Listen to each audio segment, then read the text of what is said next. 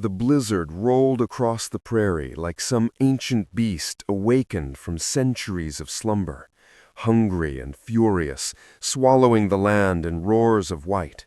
It came without mercy, without shape, without warning, only a wall of wind and snow that devoured every fence post, every field, every breath of light.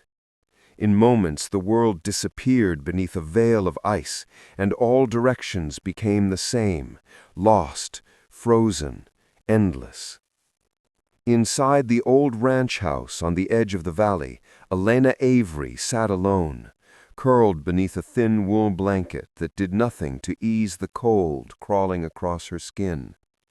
Her fingers trembled as they clutched the fabric, her breath quivering in the air. She could no longer see the storm outside, not clearly, not the way she once could. 3 months earlier, the explosion in the horse barn had changed everything. A single spark, a rogue lantern, the scream of animals tearing through her memory even now. The blast had thrown her back, stolen her sight, and left behind scars the winter winds could not compare to.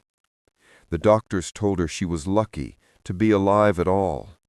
But in the months that followed, Elena found the word lucky didn't fit her life anymore.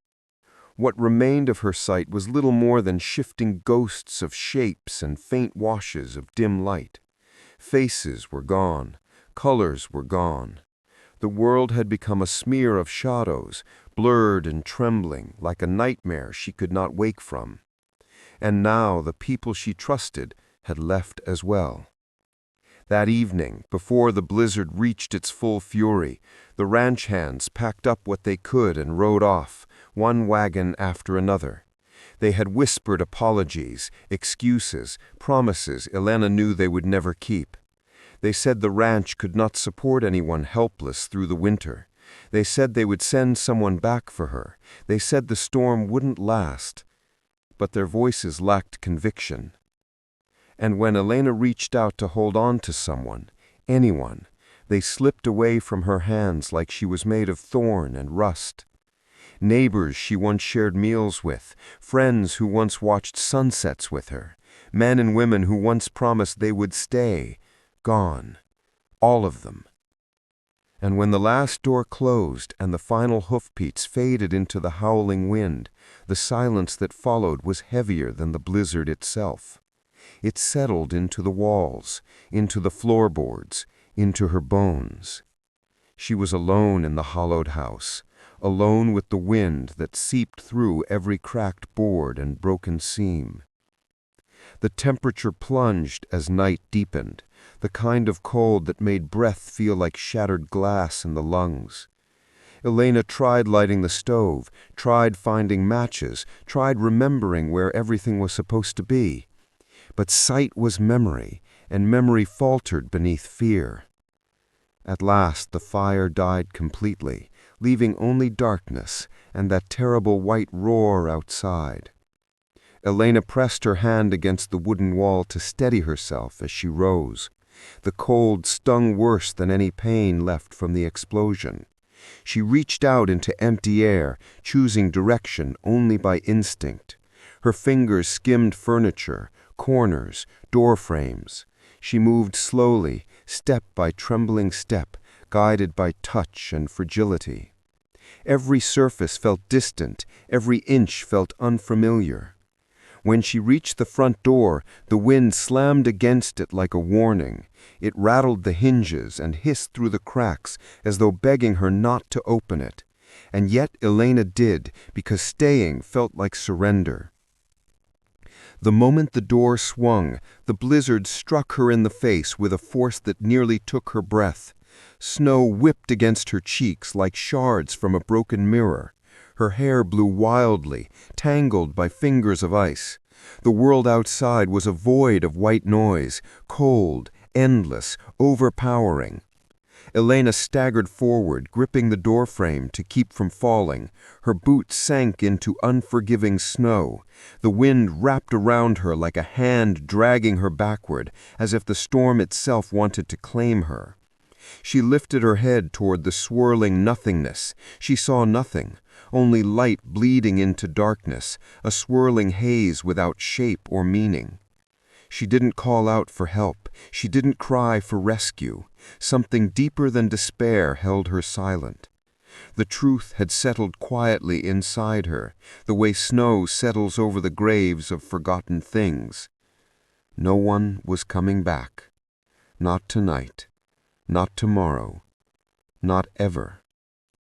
The people she called friends had left her behind because winter is cruel and hearts can be colder than snow. And in that moment, as the storm clawed at her skin and froze her tears before they could fall, Elena knew she had been abandoned long before the blizzard ever arrived. That realization shattered something gently inside her, not with a sound, but a silence.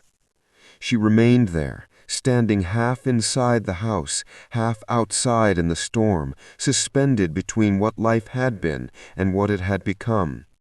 The storm howled around her like a mourning song, like a creature grieving the loss of something unnamed. Elena pressed her forehead against the doorframe and listened, to the wind, to the emptiness, to the truth she could not escape. She was blind. She was alone. She had been left behind.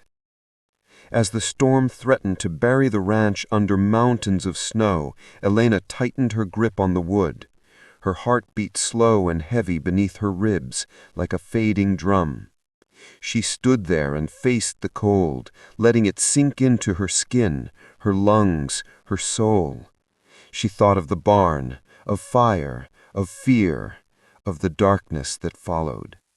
And then, as the storm pressed closer, suffocating the world into whiteness, another thought emerged, quietly, painfully, undeniably. No one would come for her. No one. Except fate. The blizzard screamed around the ranch like a wounded beast, tearing at the world with claws of ice. Elena clung to the doorframe, her breath shallow, her blind eyes stinging with frozen air. Somewhere far off, beyond the roar of wind, beyond the crush of snow, she heard it. A hoofbeat. No, several. Distant, faint, like echoes running across the backs of frozen hills. For a moment, she thought it was her mind reaching for something that wasn't there, a final wishful hallucination of those who had abandoned her. But then came another sound, low, steady, almost lazy in its confidence. A whistle. Not shrill, not urgent. A calm, deep note carried by the wind as though it belonged to the blizzard itself. It wove through the storm with the weight of someone who never rushed, never flinched, never feared. Elena held her breath. The hoofbeats slowed, snow crunched, leather creaked. A dark presence approached, and even with fading vision, she sensed the shift of the world around her, the way the storm itself seemed to tug backward, caught on the gravity of someone powerful stepping into it. Then a shape materialized through the white.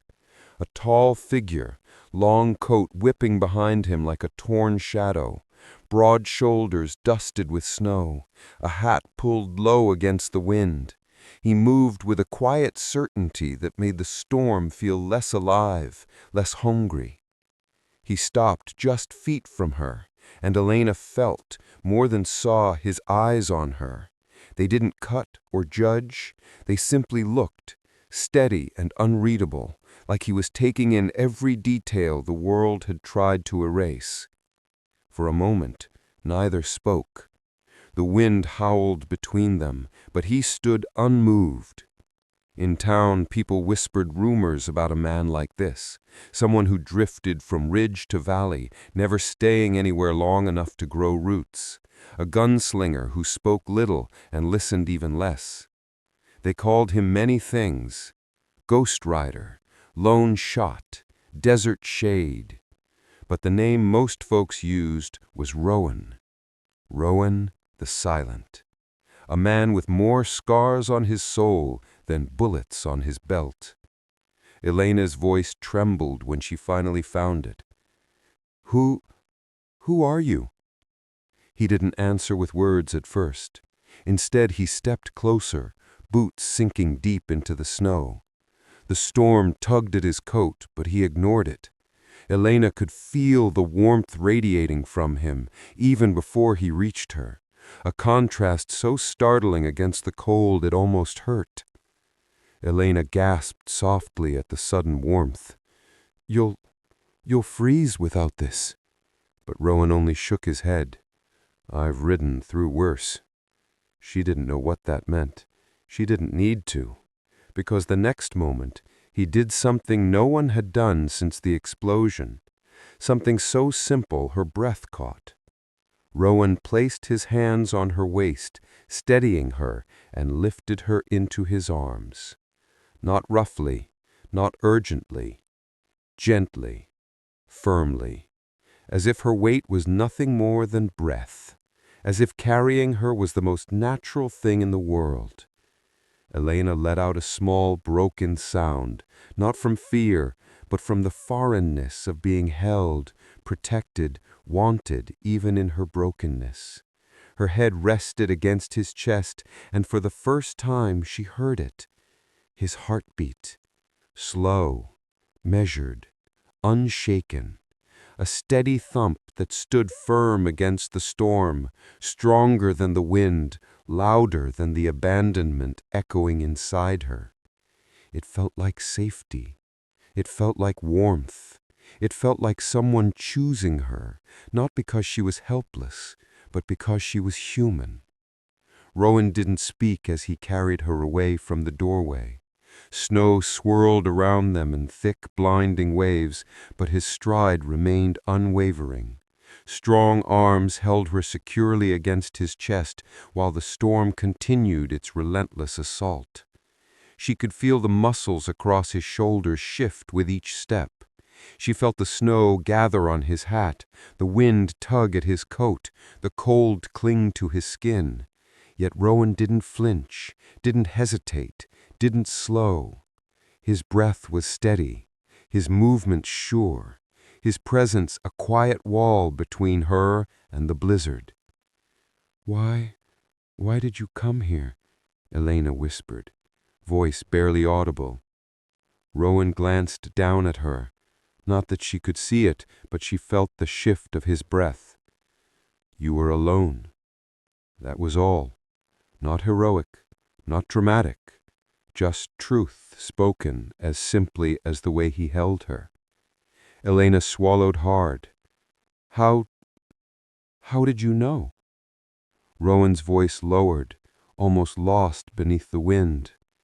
"I listen." She didn't know what that meant. Did he hear the wheelchairs leaving earlier? Did he see the lanterns of those who abandoned her? Did he follow the storm because something felt wrong? She didn't ask, because in that moment, with the world reduced to snow and breath and warmth, she realized something far deeper. Rowan hadn't come for answers. He had come for her. And for the first time since the explosion stole her sight and her hope, Elena's heart whispered something she had forgotten how to feel. She wasn't being left behind. Not this time. Not with him. Not with the silent gunslinger who carried her through the storm as if the blizzard itself could not touch her while she was in his arms. The world narrowed to three sensations: the storm's roar, the heat of Rowan's body against her own, and the steady rise and fall of his breath as he carried her through the blinding white. Elena couldn't see anything, not the snow piling on his shoulders, not the trail vanishing behind them, not the darkness closing in at their backs. But she could feel the direction of the wind change, the shift of his weight each time he pushed through a drift nearly up to his knees. At times, the blizzard sounded so close she feared it would swallow them both whole. Yet Rowan never slowed, never faltered. Every so often he made a small sound, a low grunt, or a sharp exhale through clenched teeth, not of fear, not of effort, but of determination. "How far?" Elena whispered into the hollow of his coat. Rowan adjusted his grip, his arms tightening around her as though she weighed no more than snowflakes gathered on his sleeve. "Close," he said simply. It wasn't reassurance. It was truth. She rested her cheek against his chest again, letting the vibration of his heartbeat guide her through the darkness. It was the one anchor she had left. Minutes or hours passed before she felt his pace shift. His steps grew more deliberate, more cautious. The wind changed pitch, funneling between what felt like walls of timber or rock. Then she heard something new, the thud of his boot against a wooden surface and the metallic rattle of a latch. A door creaked open. Warmth didn't greet them, only stillness, a shelter without comfort. But even stillness felt like a blessing compared to the screaming winter outside. Rowan stepped inside, lowered her to her feet, and closed the door behind them. The storm's roar softened into a distant moan. Elena swayed, leaning instinctively toward him as her legs trembled. He steadied her with a hand at her back. "You're safe," he murmured. Elena swallowed. Where are we?" "My cabin." "You live here?" Rowan hesitated, not embarrassed, but calculating how much truth she could handle. "Sometimes," he said at last, "when the world goes quiet enough." She didn't understand, not fully, but she sensed loneliness woven into those few words, as real as the cold that still clung to her skin. Rowan moved away, and the room grew colder without him. She heard his boots cross the floorboards, then the sound of flint striking steel. A few moments later, orange warmth slowly spread through the room. A fire. Its crackle filled the cabin like a softer kind of music, coaxing shadows out of hiding. Elena felt the heat brush her face, chasing the chill from her bones. She extended her hands toward it, trembling. But Rowan wasn't done. He crossed the room again, his steps heavy, deliberate, and took her hands gently from the air. "Sit," he said, guiding her down onto a wooden chair beside the hearth. She obeyed, breath shaking as he knelt in front of her.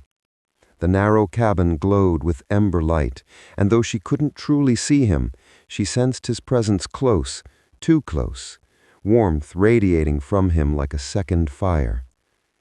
"Your fingers," he murmured. Only then did she feel how numb they had become. Rowan took her hands in his gloved ones, rubbing warmth back into her skin with slow, careful passes. If anyone else had touched her like this, she'd have pulled away, out of instinct, out of fear, of all the things she'd learned to expect from people who saw someone fragile. But Rowan's touch carried no demand, no pity, only steadiness, only care. Elena's throat tightened. Why are you doing this?" Rowan didn't look up. His voice was gravel soft. "Because you needed help." "People knew that earlier today," she whispered, bitterness slipping into her voice. "They still left." His hands paused, just for a breath, then resumed, gently rubbing heat into her fingers. "They were afraid," he said. "Of what?" she snapped quietly. "A blind woman? A storm? Or the work it would have taken to keep me alive?" Rowan didn't answer, because she already knew. Elena inhaled shakily. "Why weren't you afraid?" This time he did look up, though she only sensed the shift of his breath, the nearness of his gaze. When he finally spoke, his voice was low enough that she leaned forward to hear it. "I've seen worse things than snow, and worse things than fear." A silence opened between them, not cold, not empty, but full of something fragile and new. Rowan stood and moved toward the small counter near the wall. The clatter of metal told her he was searching for something. Wooden bowls, a kettle, maybe a tin of tea. He worked quietly, efficiently, as though he'd done this routine alone 1,000 times. Soon the scent of boiling water and dried herbs drifted through the air. He set a warm cup into her hands. Elena cupped it gently, savoring the heat. Her blind eyes fluttered closed as she breathed in the steam. "Thank you," she whispered. Rowan didn't say, "You're welcome." He simply sat across from her, the fire painting his shadow along the wall. His silence wasn't uncomfortable. It was intent, watchful, like he was listening to the storm's dying groan outside and the trembling of her breath inside. After a long while, he asked softly, "How long since you lost your sight?" Elena swallowed. 3 months. Painful. Everything was, she answered honestly. She heard the crack of the fire, the sigh of wind at the door, the weight of Rowan's silence. Then, "You learn to navigate differently," he said. "Is that your way of saying I'll get used to it?" "No," his voice deepened. "It's my way of saying you're still here." She stopped breathing for a heartbeat. His words slipped into her like embers warming frozen ground, quiet, simple, but carrying a weight she wasn't ready for. She had been left, abandoned, forgotten. And yet here he was, a man who owed her nothing, a stranger who didn't ask anything, a gunslinger who could have ridden past without turning his head. But he hadn't. Rowan had carried her through the storm, and now, sitting in his cabin while winter's teeth gnawed at the world outside, Elena realized something unsettling and beautiful. She didn't feel alone, not anymore, not with him so close she could sense every shift of his breath. The storm outside howled, but the storm inside her, the one built from months of fear and abandonment, quieted for the first time since darkness claimed her vision. Inside this small, rough cabin, 2 survivors shared warmth, shared silence, shared something that didn't yet have a name, but it was growing, slowly, like fire catching on dry wood. And Rowan was no longer just a stranger. He was becoming something far more dangerous, a reason to hope. The forest swallowed them whole.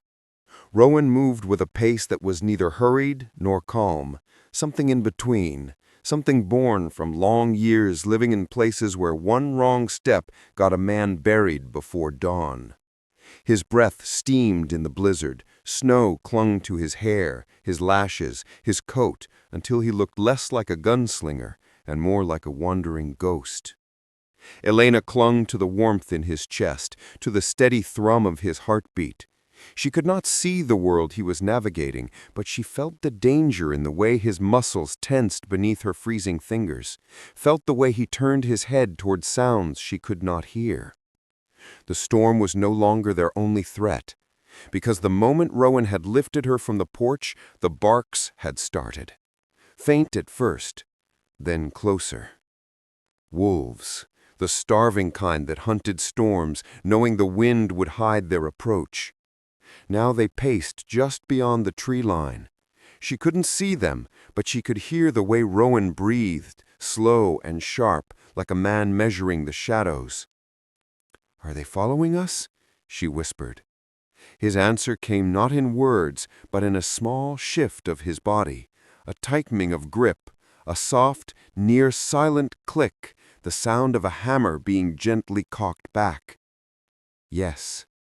The wind suddenly dipped, revealing a new sound in the distance. Horseback, several riders. Rowan halted, his entire frame turning rigid. Elena felt his heartbeat falter just once, in that split second when instinct recognized danger even before thought did. "Who are they?" she asked. He didn't speak. Instead, he lowered her behind a fallen pine trunk, pressing her gently into the snow and tucking his coat tighter around her shoulders. She felt the roughness of his gloves as he touched her face, just once, barely a whisper of contact, but full of meaning. Stay. Then he stepped away. She heard his boots crunch in the snow, heard how the forest itself seemed to inhale sharply, bracing for something violent. A wolf howled, and gunfire cracked through the storm. Elena flinched, hands flying to her covered ears. The sound echoed like a cannon blast, swallowed by snow, then spat back in jagged shards of cold air. She tried to listen closer, to understand, but everything happened too fast. Rowan's boots shifted in the snow with lethal precision. 3 shots, a grunt, a thud. Someone human hit the ground. The wolves, startled by the noise, began circling faster, their paws whispering against the frost. Rowan fired again, once, then she heard something heavier swing. His rifle. No, it sounded shorter. His knife. The crunch and the snarl and the choking growl of a wounded wolf. Elena forced herself upright, hands shaking violently. She held on to the pine trunk, steadying her breath.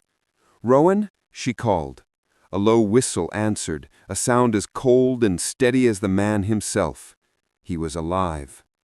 But another sound followed, the creak of a saddle, a voice, hoarse and cruel, rising above the wind. "Well, well," the stranger sneered, "the ghost finally shows himself." Elena's blood froze. Rowan's reply was silence. "You're a long way from the border. Thought you were done running." Running? Rowan running?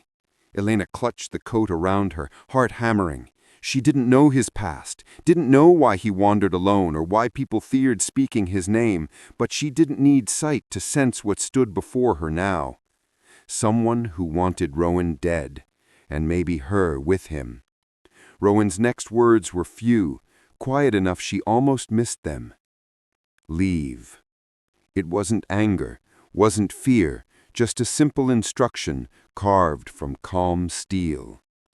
The man laughed. "Not without your head, ghost." Snow shifted. Rowan moved. The gunshot that followed was so close, so sudden, Elena felt the ground shudder beneath her knees. She smelled the metallic bite of blood carried on the freezing air. Then, silence. Rowan's boots approached slowly, measured. The wolves, sensing the shift in power, retreated into the trees with low, frustrated growls. The wind returned, sweeping snow over the corpse of the rider and the faint crimson soaking into the white. "Elena." His voice was closer now, low and steady, her anchor in the swirling dark. She reached toward the sound, and his hands were already there, lifting her gently, checking her arms for injuries she didn't have. But his breathing, it was heavier now. Something in it trembled subtly. Not fear. Pain. "You're hurt," she whispered. He didn't answer, just adjusted her weight against his chest and began moving again. Elena pressed her hand to his side, and her heart lurched. His coat was warm, too warm, wet. Blood. "Rowan, stop! You need to—" But he kept walking, faster now, as if outrunning both death and memory. His breath hitched once, then steadied through sheer force of will. A man like him didn't collapse, didn't break, even when he should. The woods thinned at last, opening into a clearing where a small hunting shelter leaned crookedly against an outcrop of rock. Rowan staggered toward it, shoulders trembling beneath her touch. When he set her down inside the doorway, Elena finally heard how deep his wound must be, because he exhaled like a man who had been stabbed in the ribs. "What can I do?" she whispered, reaching blindly for him. His hand found hers, warm, trembling, alive. "Stay close to the fire," he murmured, voice faint but steady. "I'll be back." You can't go out there again. You're bleeding." "It's nothing."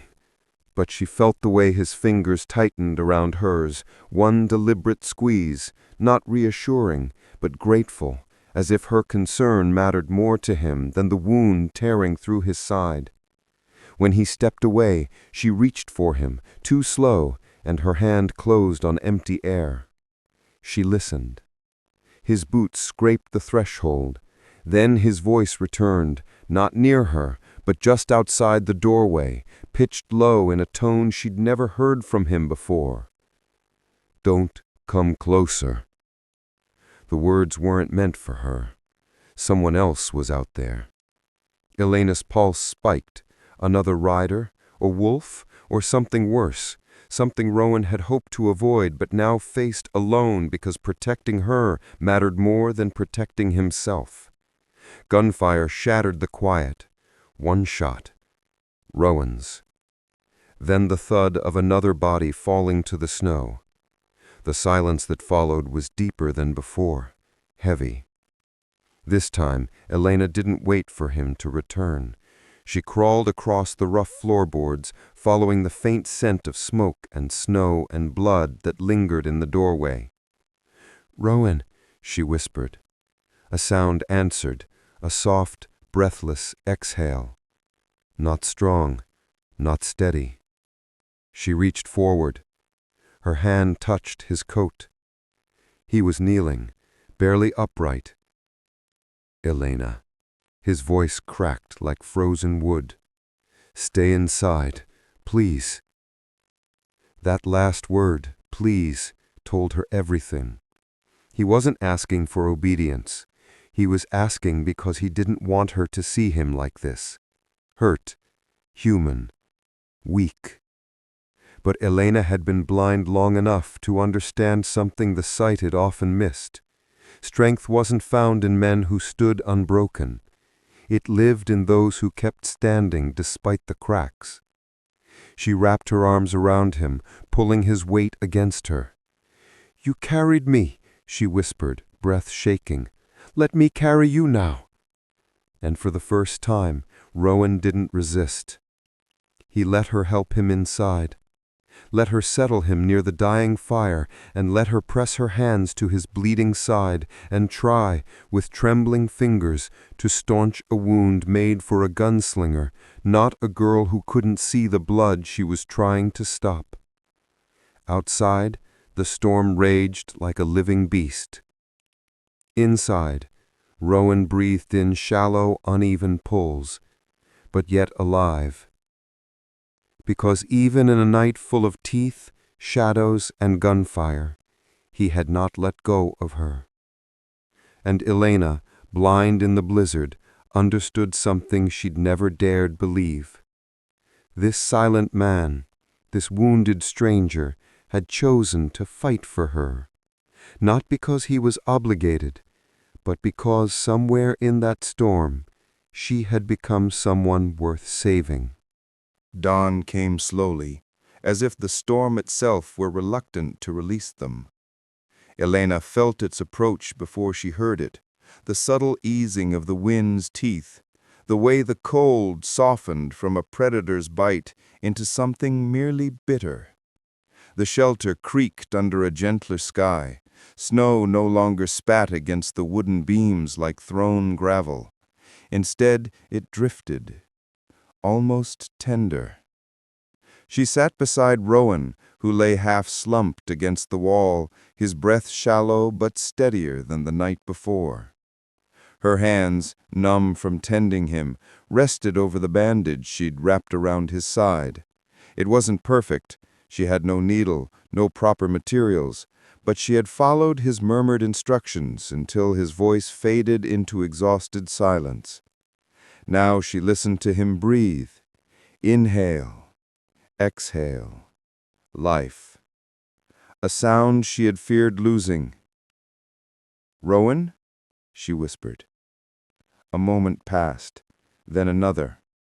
She leaned closer, panic rising.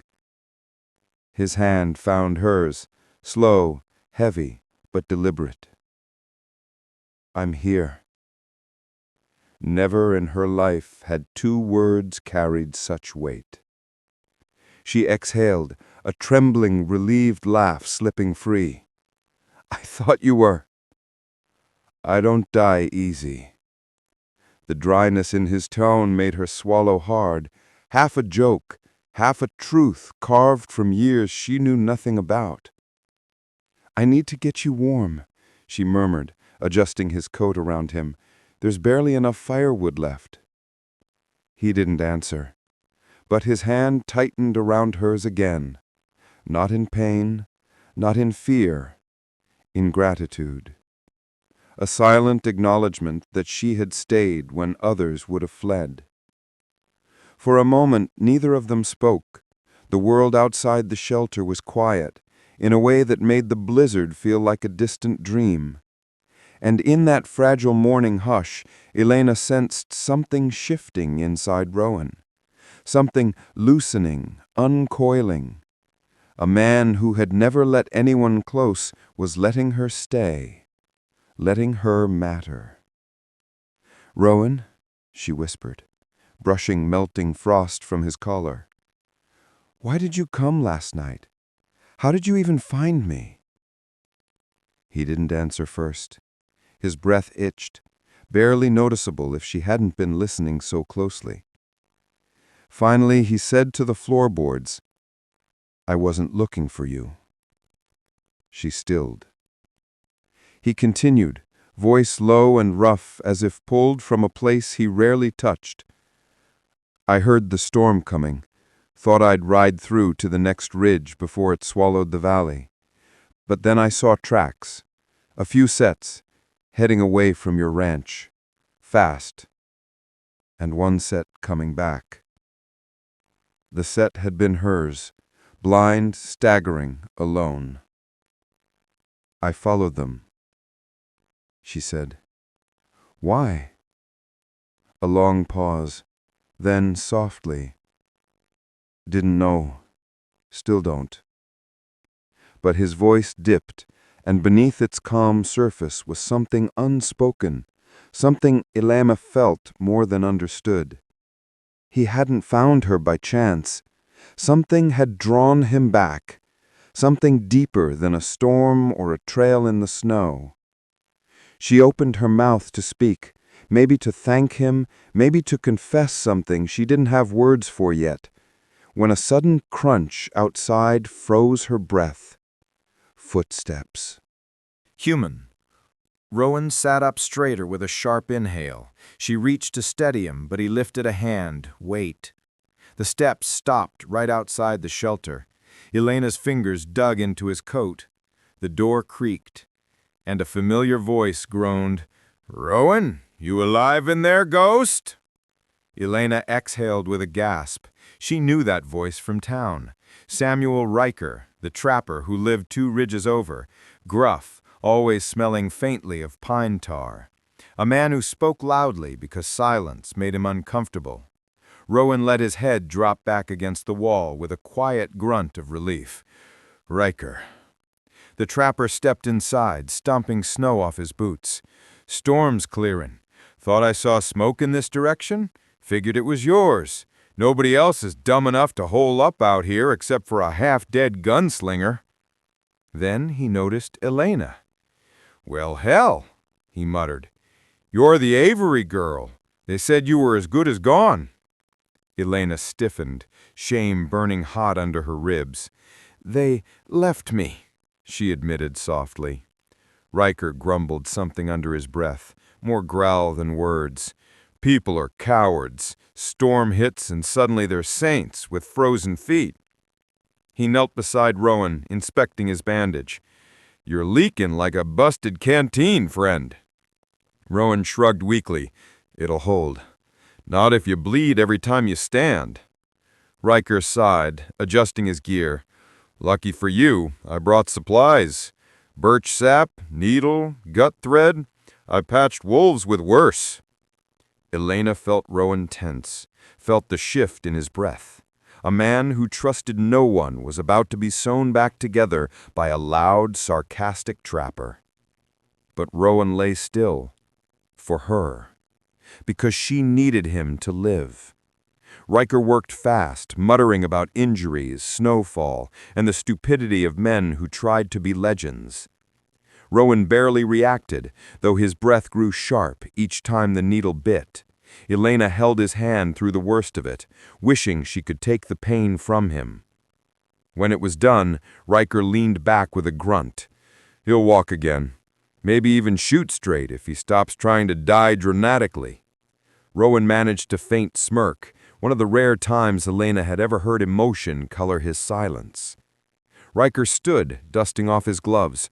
Storm's breaking. I've got my sled dog pack outside. They'll pull us through the ridge before nightfall. Dogs? Elena asked. A whole family of 'em. Best company a man can have. And right on cue, a chorus of soft whines and eager paws scratched at the doorway. Elena's breath hitched. Wolves had stalked them through the night, but now, dogs. Warm noses, loyal hearts, a dawn pack. Riker helped Rowan to his feet. Elena slipped under Rowan's uninjured side, steadying him as they stepped outside. Snow crunched beneath them. Wind brushed her cheek gently. The storm was gone. She couldn't see the sunrise burning over the ridge, but she felt it. Warm, new, alive. Rowan swayed once, and she tightened her grip. Lean on me, she whispered. I am, he murmured. Simple words, but they trembled with meaning. As Riker guided the dogs into position, Rowan's hand slid over Elena's, slow, intentional, anchoring her in place. Elena. Yes? Last night, he paused. I didn't carry you because you were blind. Her breath caught. The world around her held still. I carried you, he said softly, because leaving you there felt wrong, like the storm wasn't the only thing I was fighting. She swallowed hard. What were you fighting, Rowan? A long silence. Then, barely above a whisper, the part of me that didn't want to walk away anymore. Her heart trembled. Riker cleared his throat loudly, half annoyance, half amusement. If you two lovebirds are done being poetic, let's move. Rowan didn't deny it. Neither did she. He helped her into the sled, settling beside him with a quiet groan of pain. She reached for his hand. He took it without hesitation, fingers interlocking with surprising gentleness. The dogs barked once sharply. Riker cracked the reins, and together they surged into the new morning. Elena leaned her head against Rowan's shoulder, snow brushing her face like blessings. She couldn't see the world opening before them, but she felt it. The freedom, the possibility, the life waiting just beyond the next hill. Rowan exhaled slowly, a sound that carried neither fear nor loneliness, only belonging, only dawn. And for the first time since the explosion stole her sight, Elena knew she was not lost. She was found by a man who spoke little, fought fiercely, and carried her through a storm no one else dared enter. A silent gunslinger, her shelter in the blizzard, her dawn after the dark. The pack of dogs barked again as they descended the ridge, alive, eager, carrying them toward a future neither had expected, but both were finally ready for.